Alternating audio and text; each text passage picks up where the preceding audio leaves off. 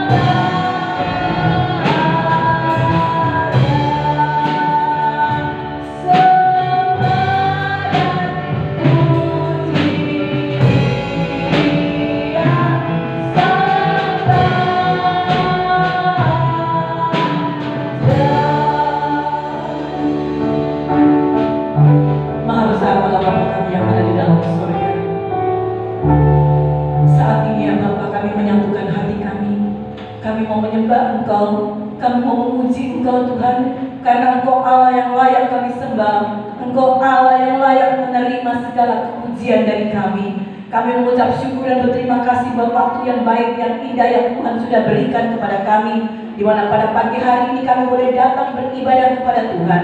Bapa, sebelum kami melakukan ibadah kami, Tuhan ampuni kami, sucikan, kuduskan kami, supaya kami layak datang di hadapan Tuhan. Terima kasih Bapa dalam sorga, ibadah kami dari awal, pertengahan, hingga pada akhirnya kami serahkan sepenuhnya ke dalam tangan Tuhan. Biarlah Engkau Allah yang berotoritas untuk memimpin acara ibadah ini sampai selesai. Dan ketika kami menaikkan puji-pujian, ada satu sukacita, kami boleh menyenangkan hati Tuhan melalui puji-pujian ini. Bapa, selama kami beribadah, Tuhan tutup bungkus kami dengan kuasa darah Tuhan. Jauhkanlah kami dari segala wabah, virus, penyakit apapun, supaya kami boleh bersuka cita di dalam Tuhan. Kami yakin dan percaya Tuhan ada di tengah-tengah kami dan siap memberkati kami. Terima kasih Bapa, terpujilah nama-Mu. Kami akan memulai ibadah kami, yaitu di dalam nama Tuhan Yesus Kristus. Haleluya. Amin.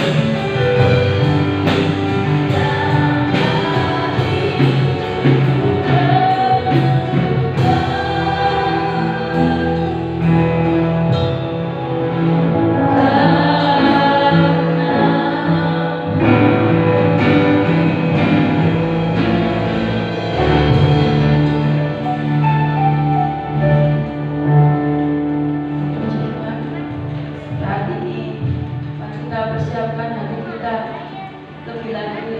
Kita akan mendengarkan kebenaran firman Tuhan yang akan disampaikan oleh hamba-Nya. Mari kita pujikan sebuah pujian. Satu kali.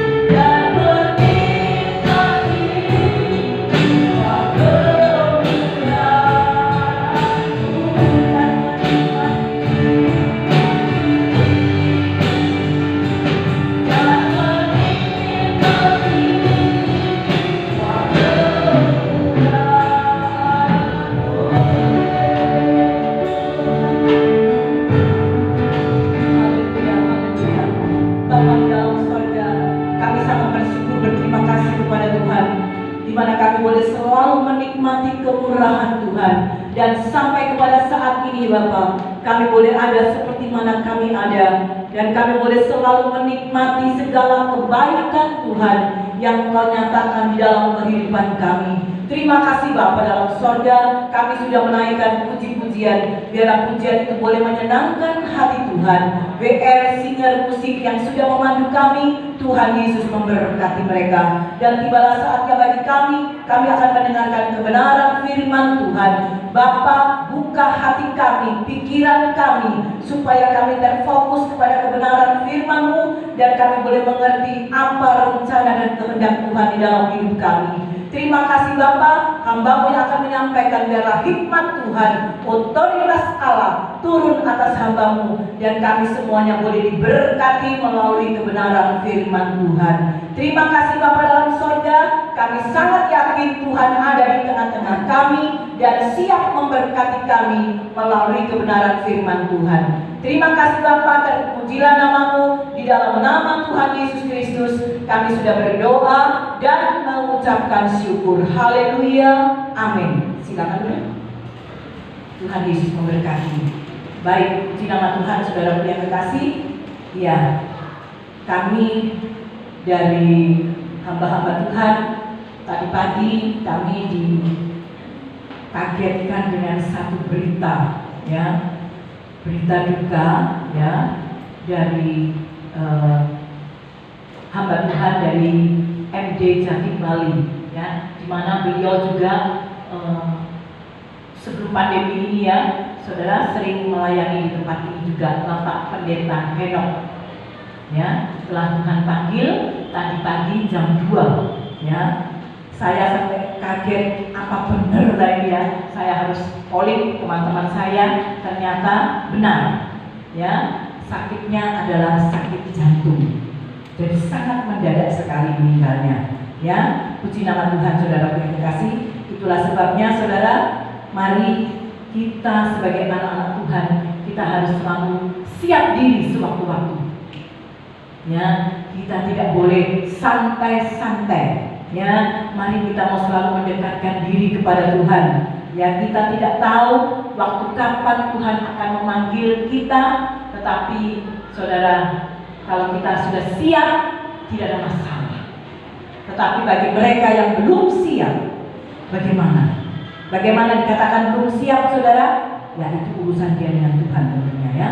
Puji nama Tuhan. Baik saudara terkasih di dalam Tuhan, ya, saya ucapkan salam sehat, salam sukacita. Tuhan Yesus memberkati kita semuanya, ya.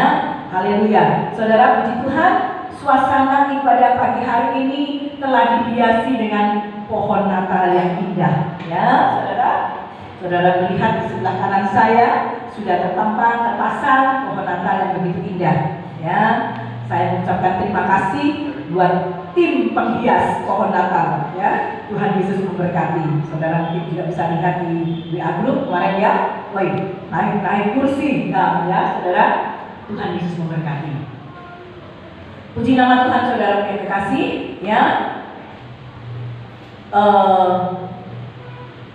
Berita ini entah benar, entah tidak, katanya baru kali ini di halaman Istana Negara terpasang pohon Natal. Ya, kalau memang itu betul, ya saudara, mari kita mau berkata puji Tuhan. Ya. Sudah lama. Oh, pernah ada ya saudara? Oh, mungkin saya terlambat baca di medsosnya, ya saudara. Dipasang di halamannya Istana Negara pohon Natal. Ya. Puji nama Tuhan. Baik saudara, sesuai tema yang sudah saya sampaikan di grup, ya, mari kita akan sama-sama langsung membacanya di dalam Yohanes pasal 3 ayat yang ke-30.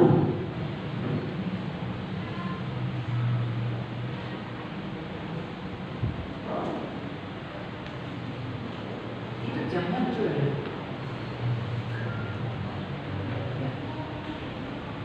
Yohanes pasal 3 ayat yang ke-30, ya. Ayat yang pendek saja, nggak usah baca keseluruhannya, ya saudara, mengingat waktu. Tapi saudara kalau mau membaca keseluruhan seluruh pasal ini, silakan saudara baca di rumah. Baik, saya akan membacakan Yohanes 3 ayat yang ke-30. Ia harus makin besar, tetapi aku harus makin kecil. Amin. Puji nama Tuhan, saudara.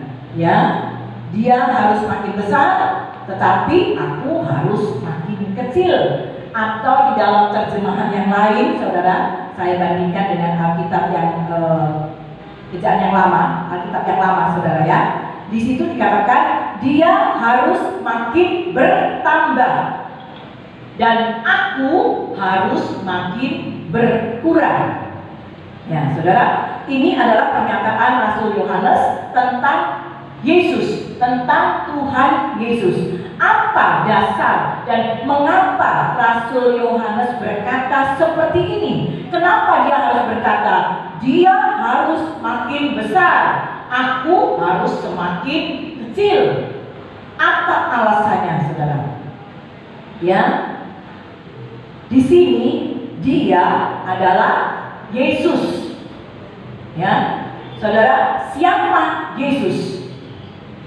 Saudara, 2 minggu yang lalu saya sampaikan renungan firman Tuhan bahwa seorang malaikat Tuhan di dalam Injil Lukas, ya saudara, seorang malaikat Tuhan datang kepada Maria dan memberikan pesan bahwa engkau akan mendapatkan kasih karunia, bahwa engkau akan melahirkan seorang anak laki-laki dan hendaklah engkau menamakan dia Yesus, karena dia akan menjadi besar. Kalau di dalam Injil Matius, dia akan menjadi Tuhan dan Juru Selamat. Tetapi dalam Injil Lukas dikatakan karena dia akan menjadi besar dan akan disebut anak Allah yang maha tinggi. Saudara yang dikasih di dalam Tuhan, apa arti Yesus lahir ke dalam dunia? Ya, kita tahu Natal itu adalah kelahiran Yesus. Dan beberapa minggu yang lalu saya sampaikan bahwa Natal adalah identik dengan kasih Allah. Karena apa, saudara? Natal di situ Yesus lahir. Identiknya adalah kasih Kristus lahir ke dalam dunia untuk menyelamatkan umat manusia yang berdosa. Itu sebabnya Natal diidentikan dengan kasih. Ya, puji nama Tuhan, saudara yang kasih. Namun saudara, kalau ada satu pertanyaan, kapan Yesus lahir dalam hidup kita? Kita tahu kalau Natal itu, itu hari kelahiran Tuhan Yesus. Tetapi bila mana ada satu pertanyaan, kapan Yesus lahir dalam hidup kita? Dan apa aplikasi kelahiran Yesus di dalam hidup kita? Pertanyaan yang pertama, kapan Yesus lahir dalam hidup kita? Dan pertanyaan yang kedua adalah, apa aplikasi kelahiran Yesus di dalam hidup kita? Saudara, kalau kita berbicara kelahiran atau lahir, itu ada hari, tanggal, bulan, tahun. Ya, saudara. Jadi saudara, kapan Yesus lahir dalam hidup kita? Ya, masing-masing kita tidak sama mungkin ya. Oh, Yesus lahir dalam hidupku kemarin, tahun yang kemarin. Ya, mungkin satu dengan yang lainnya tidak sama ya, saudara ya. Nah, kita harus tahu dulu siapa Yesus. Kalau ditanya kapan Yesus lahir dalam hidupmu, bingung mungkin saudara. Tetapi kita harus tahu dulu siapa Yesus itu. Ya, saudara, dalam ayat-ayat yang sudah kita baca, ya, bahwa Yesus itu adalah Tuhan dan Juru Selamat untuk orang-orang yang percaya. Bagi orang yang tidak percaya, mereka tidak akan mengatakan bahwa Yesus itu adalah Tuhan dan Juru Selamat, tidak. Tetapi Yesus itu adalah Tuhan dan Juru Selamat bagi hidup orang yang percaya. Ya, jadi saudara, arti Yesus lahir atau kapan Yesus itu lahir dalam hidup kita? kita? Saya minta salah satu untuk menjawab. Coba biasanya yang suka jawab ini, Panangguan datangnya. Yusuf datangnya. Oh ya, coba Yusuf. Kapan Yesus lahir di dalam hidupmu? Kira-kira bisa menebak apa? Tidak, bisa mengerti atau tidak? Kapan Yesus itu lahir dalam hidupmu?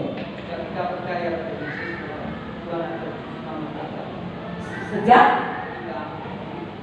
mengakui bahwa Tuhan adalah Tuhan. kok kamu tahu? Oh iya, pinter. Aku dikasih hadiah Natal ya. Betul. Ya, kapan Yesus itu lahir di dalam kehidupan kita? Jawabannya adalah di dalam Wahyu 3 ayat 20. Coba itu dibaca. Sebab barang siapa bekerja membenci terang dan tidak datang kepada terang itu, supaya perbuatan-perbuatannya itu tidak nyata. Amin. Betul, saudara. Coba Wahyu 3 Ayat 20. coba bantu tadi. Wahyu 3 jawabannya. Iya. Wahyu 3. Oh, ini Lihat, aku berdiri di muka pintu dan mengetok. Jikalau ada orang yang mendengar suaraku dan membukakan pintu, aku akan masuk mendapatkannya, dan aku makan bersama-sama dengan dia, dan ia bersama-sama dengan aku. Amin. Itu adalah jawabannya di dalam Alkitab. Ya, kapan Yesus lahir di dalam hidup kita adalah aku berdiri di sini. Aku adalah Tuhan Yesus. Ketika Tuhan Yesus berdiri di muka pintu dan mengetuk, jikalau ada orang yang mendengar suaraku dan membukakan pintu, aku akan masuk mendapatkannya, dan aku akan makan bersama-sama dengan dia, dan ia bersama-sama dengan aku. Saudara, secara ringkasannya, yaitu ketika kita membuka pintu hati kita. Jadi kapan Yesus lahir dalam hidup kita? Ketika kita membuka pintu hati kita. Dan yang kedua, setelah kita membuka pintu hati kita, kita kemudian mengundang Yesus masuk di dalam hidup kita. Jadi Yesus itu tok tok tok tok tok tok tok tok tok tok. Nah, kemudian kita buka pintu hati kita. Setelah kita buka, kemudian kita mengundang, mari Yesus masuk di dalam hidupku. Jadi bukan dibiarkan dia di depan tok tok tok tok tok, saudara, terus buka pintu terus tidak dipersilakan masuk, tidak. Tetapi yang kedua adalah ketika kita mengundang Yesus masuk di dalam hidup kita. Kemudian ketika kita mempersilahkan Yesus tinggal di dalam hidup kita. Jadi buka pintu, disuruh masuk, dan Yesus disuruh tinggal di dalam hidup kita. Apakah kemudian stop? Sudah selesai? Yesus sudah tak buka pintu, Yesus sudah masuk, Yesus sudah tinggal. Sudah, stop. Apakah begitu, saudara? Tidak ada kelanjutannya. Setelah 3 hal tadi, buka pintu, mengundang Yesus masuk, mempersilahkan Yesus tinggal dalam hidup kita. Setelah itu, dengan mulut kita mengaku. Dengan mulut kita mengaku. Dengan hati kita percaya bahwa Yesus adalah Tuhan dan Juru Selamat. Ya, nah saat itulah pribadi Yesus masuk, lahir, diam, tinggal di dalam hidup kita. Jadi kalau cuma masuk toh, mempersilahkan Yesus masuk, sudah stop? Belum. Ya saudara, belum Yesus itu lahir. Tetapi ketika kita percaya, dengan mulut kita mengaku, disitulah Yesus itu adalah Tuhan dan Juru Selamat, dan disitulah pribadi Yesus masuk, lahir, diam, tinggal di dalam hidup kita. Nah, saudara, sekarang setelah Yesus masuk, setelah Yesus lahir dalam hidup kita, bagaimana sekarang keberadaan Yesus dalam hidup kita? Bagaimana? Apakah dia tetap menjadi bayi? Yesus masuk. Apakah menjadi bayi terus, saudara? Apa kata firman Tuhan tentang Yesus dalam diri kita? Yohanes 3 ayat yang ke-30 sesuai tema. Ia harus makin besar. Jadi bukan bayi terus. Wes Yesus masuk, tinggal ya Yesus, tinggalnya Yesus di dalam hatiku. Wes sudah bayi terus, lahir baru lahir terus. Tidak, tetapi kata Yohanes 3 ayat yang ke-30, dia harus makin besar. Kalau dia harus makin besar, maka kita bagaimana, saudara? Kita harus makin kecil. Kecil. Lama-lama kita tidak kelihatan. Yesusnya yang kelihatan karena besar, ya saudara ya. Ya, dia harus makin besar, atau istilah lain, dia harus makin bertambah, tetapi aku harus makin berkurang. Saudara, Yesus harus makin bertambah. Kita tahu, saudara, sifat dan karakter Yesus itu harus semakin besar, semakin bertambah, semakin nyata dalam hidup kita. Saudara tahu apa sifat karakter Yesus? Saudara tahu? Ya, saudara bisa buka Alkitab. Setelah marilah kepadaku, hai kamu yang berdoa dan pertemuan berat, aku akan memberikan sentosa kepadamu, belajarlah kepadaku. Ya, aku ini adalah kasih. Ya, jadi sifat karakter Yesus di dalam Matius 11 ayat yang ke-29 itu adalah kasih, lemah lembut, rendah hati. Ya, semua itu ada dalam satu paket buah-buah roh. Ya, itulah sifat dan karakter Yesus. Nah, kalau itu sifat karakter Yesus, sekarang saudara, apa sifat karakter kita? Kalau Yesus harus makin bertambah, ya, tapi kita harus makin berkurang. Apa sifat karakter tabiat kita yang Tuhan tidak suka? Tuhan tidak senang, Tuhan tidak suka. Kira-kira saudara, sifat apa, karakter apa, tabiat apa yang Tuhan tidak suka? Coba saya akan sebutkan, saudara tinggal katakan ya, tidak, ya, tidak. Yang Tuhan tidak suka, sifat, karakter, tabiat yang ada di dalam hidup manusia kita adalah sombong. Betul? Ya. Emosi? Iya. Egois? Iya. Pemarah? Bukan marah ya. Marah sama pemarah lain. Pemarah? Iya. Kecewa? Gampang kecewa? Iya. Itu sifat karakter yang memang masing-masing kita berbeda. Ada yang iya, ada yang aku nggak pernah kecewa kok. Aku masih disakiti. Entek ngamek, seperti itu saudara. Aku nggak pernah kecewa. Ada yang begitu saudara.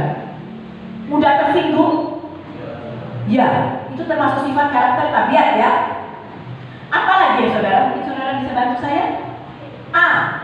Cerewet.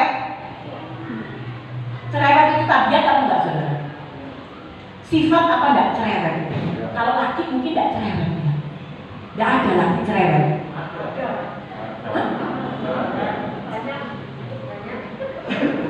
Ya, yang kebanyakan cerewet itu wanita. Iya. Pria baru ngomong satu, tapi wanita sudah ngomong berapa? Ya, jadi cerewet itu masuk ya dalam sifat karakter atau tabiat. Nah, semuanya itu harus semakin berkurang, dipangkas dibuang. Ya, karena itu kalau itu ada terus yang sudah saya sebutkan tadi, kalau itu ada terus dalam hidup kita, maka itu akan menjadi benalu. Saudara tahu benalu? Itu perusak tanaman, akan merusak hidup kita. Jadi saudara, sifat karakter tabiat kita yang Tuhan tidak suka itu harus dibuang, dipangkas. Ya, saudara, Rasul Paulus berkata, kalau tidak salah telah disinggung oleh Bapak Elifati minggu yang lalu. Rasul Paulus berkata, hidupku bukannya aku lagi, melainkan Kristus yang ada di dalam aku. Iya, Rasul Paulus sampai berkata itu seperti itu. Hidupku ini tidak ketok lagi, tidak kelihatan, tapi Kristus yang ada di dalam aku. Jadi yang kelihatan itu adalah Kristus. Puji nama Tuhan. Ya, saudaraku, sekarang kita akan melihat apa dampak bila Yesus semakin bertambah besar. Apa dampaknya? Kira-kira berdampak atau tidak? Pasti berdampak ya. Karena Yesus semakin besar, terus kita semakin kecil, akhirnya kita yang tidak kelihatan. Ya seperti Rasul Paulus katakan itu. Hidupku bukannya aku lagi, tapi Yesus yang ada di dalam aku. Ya, saudara. Apa dampak bila Yesus semakin bertambah besar?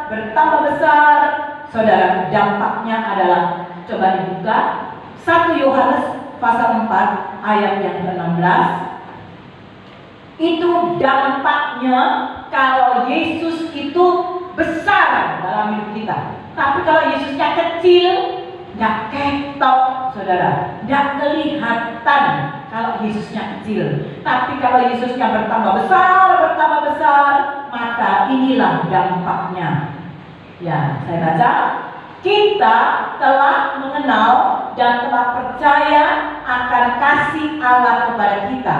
Allah adalah kasih, dan barang siapa tetap berada di dalam kasih, ia tetap berada di dalam Allah dan Allah di dalam dia. Nah, ini berarti Allah atau Tuhan Yesus itu tetap berada di dalam hidup kita. Dan kalau itu bertambah besar, dampaknya adalah dia yang ada di dalam kehidupan kita itu akan menghapus, akan melenyapkan ketakutan. Mungkin ada ayat yang selanjutnya ya. Karena dia yang ada dalam hidup kita itu adalah dia yang lebih besar dari apa yang ada di dalam dunia. Tidak tahu ayatnya ayat berapa itu ya. Pokoknya ayat itu ada selanjutnya ya. Jadi saudara yang dikasih di dalam Tuhan, kalau dia ada dalam hidup kita, maka dia akan menghapus, melenyapkan 1, ketakutan, 2, kekhawatiran, 3, kegalauan, kecemasan, kegelisahan. Jadi sekali lagi saudara, kalau Yesus bertambah besar, itu akan menghapus dan melenyapkan apa perasaan kita yang sedang terjadi dalam hidup kita. Ketakutan, kekhawatiran, kegalauan, kecemasan, kegelisahan. Dan kemudian apa saudaranya? Tuhan akan menggantikan dengan sukacita, damai sejahtera, kekuatan. Yang penting adalah bila Yesus itu ada dan bertambah besar dalam hidup kita, ya, puji Tuhan. Saudara yang kekasih, ya, untuk mengubah supaya aku semakin berkurang, ya, menghilangkan kebiasaan-kebiasaan yang Tuhan tidak suka, seperti yang sudah saya uraikan tadi.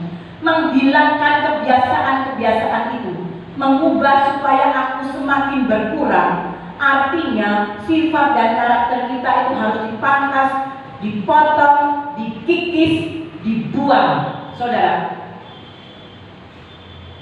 itu sekali lagi, itu memang bukan sesuatu yang mudah. Bukan sesuatu yang mudah, tetapi bukan juga sesuatu yang sukar. Nah, ini bingung saudara ya. Iya loh saudara, untuk mengubah kehidupan kita, sifat-sifat kita yang Tuhan tidak suka, untuk mengubah itu memang bukan sesuatu yang mudah rasanya. Angel, wes, angel. Nah, saudara.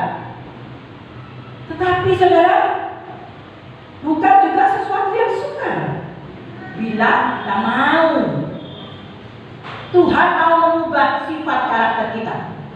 Tetapi bila diri hidup kita tidak mau diubah, tidak bisa. Harus ada kerjasama. Tuhan mengubah, kita mau diubah. Itu, ya saudara. Ya, itu bergantung sekarang bagaimana kita menempatkan atau memposisikan Yesus yang ada di dalam kehidupan kita. Tergantung kita. Ala wis Tuhan, wis aku bisa kok ini Tuhan, wis gak pakai Tuhan gak apa-apa. Atau kalian terlihat juga saudara, Tuhan ingin menuntun tangan kita, digandeng kita, dituntun kita, karena Tuhan tahu kita tidak bisa berjalan sendiri.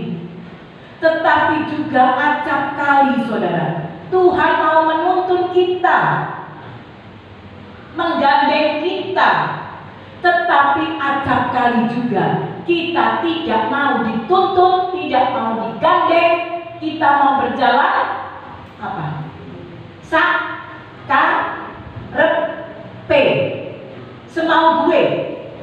Dulu gak enak dituntun sama Tuhan, gak enak digandeng sama Tuhan, gak enak. Gini gak boleh, gitu gak boleh, gini gak boleh, gitu gak boleh. Aduh, dituntun sama Tuhan gak enak.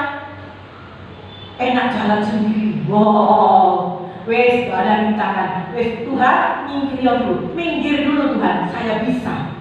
Ini salah di hadapan Tuhan. Saudara gue yang terkasih, ya janganlah kita begitu.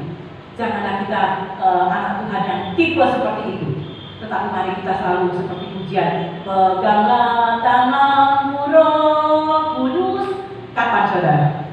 Kapan kita minta dipegang sama Roh Kudus? Setiap hari. Bukan ketika kita susah, bukan ketika kita sakit, bukan juga ketika kita senang, tetapi kita minta Allah Roh Kudus memimpin kita. Ya. Sekarang saudara, mari kita sudah dengar uraiannya. Sekarang mari kita mau buktikan dalam hidup kita bahwa Yesus adalah besar dalam hidup kita. Jangan bayi, jangan kecil, bayinya hanya remaja, tapi besar, besar dan besar sehingga kita tidak nampak lagi, gitu loh saudara. Ya, kita tunjukkan bahwa Allah kita adalah Allah El Shaddai. Ya saudara, kalau kita tahu Allah El Shaddai, Allah yang besar, kita tidak usah takut lagi, tidak usah bimbang, tidak usah cemas, tidak usah khawatir. Ya, karena apa? Karena Allah El Shaddai, Allah yang besar ada di dalam hidup kita. Ya, mari kita buktikan. Tahun 2020 saya belum bisa membuktikan bahwa Allah yang ada dalam hidup saya besar.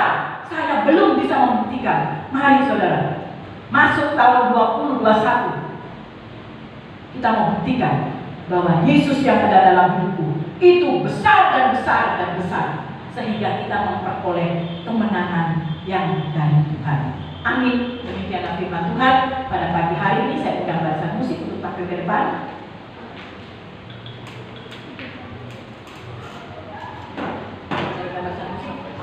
Mengingat waktu saudara, mungkin ini nanti banyak pengumuman ya saudara. Mari kita tundukkan kepala, musik siap-siap ke depan. Kita tundukkan kepala, kita berdoa. Bapa dalam surga, hamba-Mu telah berhenti berbicara, tetapi Allah Roh Kudus akan tetap terus mengingatkan kepada kita supaya Engkau Yesus yang ada dalam hidup kita bertambah besar, besar. Dan aku semakin kecil, semakin berkurang. Sehingga Engkau Yesus yang nampak dalam hidup kita. Kami yakin dan percaya ketika Yesus yang besar itu, maka semua kegelisahan, ketakutan, kegalauan, kekhawatiran, semuanya Tuhan lenyapkan dan Tuhan gantikan dengan satu sukacita, damai sejahtera, kekuatan daripada Tuhan. Terima kasih Bapak. Kami akan membuktikan bahwa Engkau Yesus Allah yang besar dalam kehidupan kami semuanya. Terima kasih Bapak, meneraikan firman Tuhan di dalam setiap kehidupan kami. Di dalam nama Tuhan Yesus Kristus